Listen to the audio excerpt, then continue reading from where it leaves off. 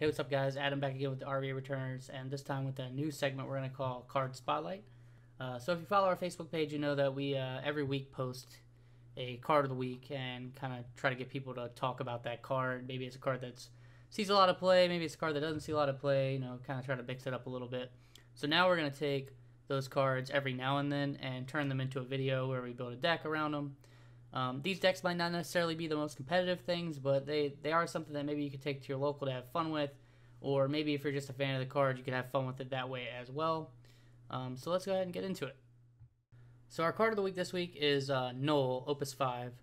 He's from the starter deck, the 13 starter deck, which sadly a lot of the cards from don't see a lot of play, but I do think there is strong cards in there. So let's go ahead and just go through his text really quick. So he's a 4 CP 7K. Final Fantasy 13 category.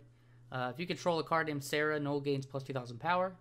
And for 2 fire, 4 colorless, play Noel into the field. You can only use this ability during your main phase and only if Noel is in the break zone.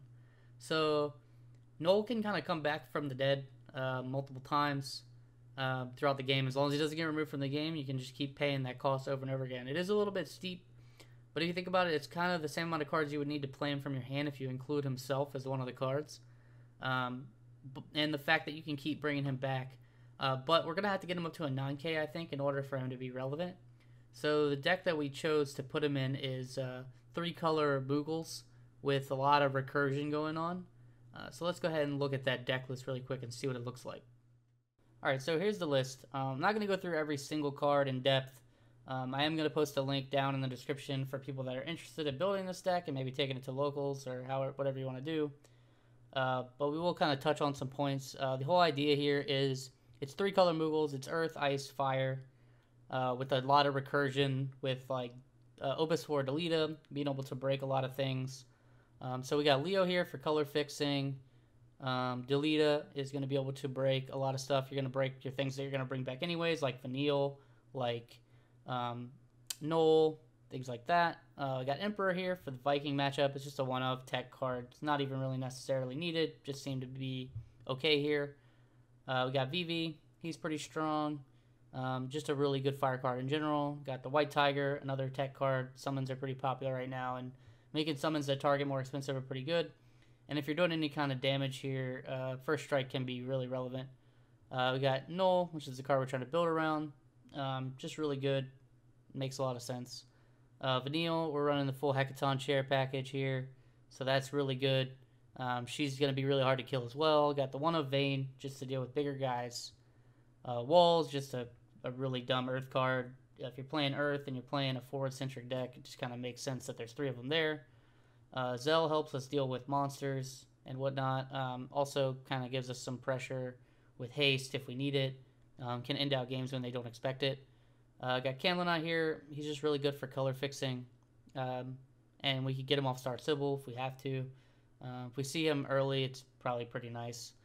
Then we got Sarah, who kind of lets the Moogle engine work. So she's going to search for a Moogle when she comes into play. She's also an EX Burst. That allows us to search for a Moogle. You can also pitch Moogles to dull things. And then as well as like when she attacks, you're going to activate all your Moogles. So you're going to be able to get a lot of stuff can be casted in a single turn, and that's just really strong. Summons, again, like I said, we got the Hecaton chair package. Titans, just to deal with a lot of things with combat, since a lot of our stuff is undersized. Phoenix for that extra recursion, bring back anything 3 or less, so we can get that Leo back just to get our colors back online if we have to. Chaos works well with Cam. Just makes sense here. Then you got the Moogles, so we got Mog Mobius. Tutors for any forward that we need. So it kind of lets us toolbox our forwards a little bit. Mont Blanc, which is searchable by Hurdy. So that just kind of fixes our elements a little bit. We wanted a turn 1 fire backup, so we chose Selfie. A lot of our stuff is kind of underpowered, so being able to bump it up an extra 2K at the cost of fire is pretty good. We got Irvine here just to ping off stuff. He could also kind of be replaced a little bit too, but again, just being able to ping things off can be nice at a pinch. The best Mog in the deck, obviously, is Mog 13-2. This lets us search out our Nulls. This lets us search out our Vanilles, our Sarahs, like whatever we need. Basically, those are the linchpins of the deck. The only forwards that we can't search out that we really want every game is Wool and Cam, probably, but we have other ways to get those. One of Moogle Brothers, just because, you know, we're running a lot of Moogles. Sometimes this could be nice just to get an extra card in our hand. Late game, you could just pitch it to Sarah. If you want to break this to play like another Moogle onto the field, that could be pretty good as well. So a lot of versatility there. Devout, probably one of the best cards in the deck. Brings back basically our whole deck minus 2 cards. It's just insane. Hurdy, again, I spoke to him earlier. He's going to tutor out your Mont Blanc. You really want to see him early game if you can. He's a great turn 1 backup to fix your colors. You can pitch like an Ice and whatever to play this guy. Go get your Mont Blanc, pitch your Fire to play your Mont Blanc, and literally all you're missing at that point is Earth. So that's really good. Then we got Miner. Just an insane card. If you play this late game, it's going to get a Moogle back that you can discard to Sarah. You can also do that early game if you want. You could just play him for 2 CP, get your 3-drop back, play your 3-drop next turn. There's just a ton of stuff you can do. We're running 1-star Sybil just because we're also running Shantou as well as Camelot as targets. We didn't want to go too crazy with the star Sybils. At first we ran a lot, but then we realized it kind of just didn't make sense. You can break it to play Sarah if you don't have the mana. You can break this to play any of your 4-drops if you don't have the color fixing online. But most of the time this is probably going to be used to go get your cam, and probably broken to also play your cam. It just depends, but I'd say that's most likely your scenario.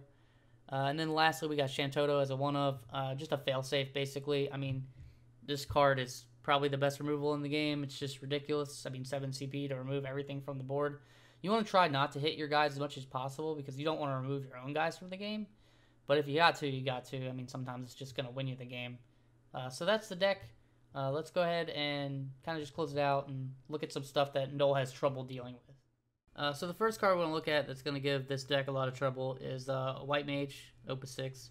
When it comes into the field, it's going to remove something from the game, and then for 1 CP break, it's going to remove something else from the game, and that's from the break zone. So if Noel's already there, or our Vanille is there, or any other 4 CP that we want to try to bring back with Devout, or even like on reaction to our Devout or our Phoenix, this can just remove that from the game, which is really strong against our deck. That requires a lot of recursion. So yeah, this is a card that you definitely have to watch out for. Now, this isn't a card that you necessarily need to watch out for Noel. It's interesting to say that Emperor does not stop Noel from the break zone, since Emperor specifically says that you control, or opponents control actually. So it doesn't stop him from coming back. However, it does stop a lot of our things with like Devout and stuff like that. And the biggest ways we need to deal with him is either through combat or with Phoenix or Titan. And those can be a little bit pricey. So maybe it might be something to think about, that you might need more answers for Emperor if he's seeing a lot more play in your meta. But overall, we should have enough ways to kill him, and our board should just be good enough. And a lot of our abilities are kind of autos, so he can't really shut those off. But he does shut off a lot of our backups, and that is something that is relevant. So next up we have Opus 1 Yuna. For kind of the same reasons as White Mage. I mean, she's just going to sit there, and anytime something goes from the field to the break zone, she's just going to get rid of it for the rest of the game. So if you play that Noel and that Noel dies, you're not bringing it back. But if you discard it from your hand, you're still going to be able to get it back. We do have Hecaton chairs, though, that are able to get rid of this card to kind of cut her off. But then a lot of decks that run Yuna typically will run 2 to 3 Yuna. So she's probably coming back. However, that Hecaton chair is probably still worth it to cast. Just to be able to get all your stuff kind of going as far as recursion goes, which is very important with this deck. And then last but certainly not least on the cards that kind of give this deck trouble is Shantou. I mean, we're a deck that wants to have a board, that wants to recur things and bring things back. However, if Shantou clips us on a really good board with, say, like Vanille and 2 other things, you're going to have a rough time. So if you're running into Earth, you want to try to kind of make sure you don't give them a super good board of Shantou unless you absolutely have to like commit a lot to the board. You don't want like your Vanilles to be gone for the game. You don't want your Noels to be gone for the game. And you don't want like any of your stuff that you're playing on recurring to just be removed from the game. Alright, so that wraps it up for our first card spotlight on Opus 5 Noel. Hope you enjoyed it. Should be more to come. We're going to do a lot more of these, I hope.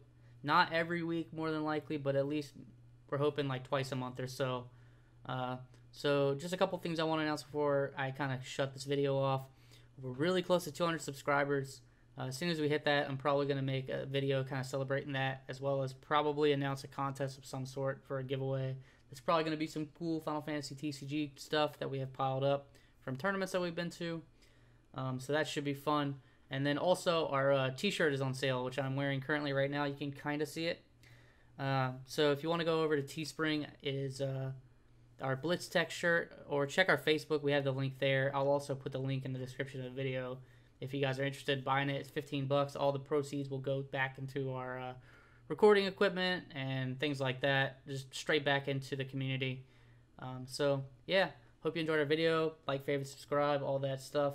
If you disagree with us, let us know in the comments. If you agree with us, let us know in the comments. We're always open to hear whatever you guys think, and look forward to making the next video. See you guys later.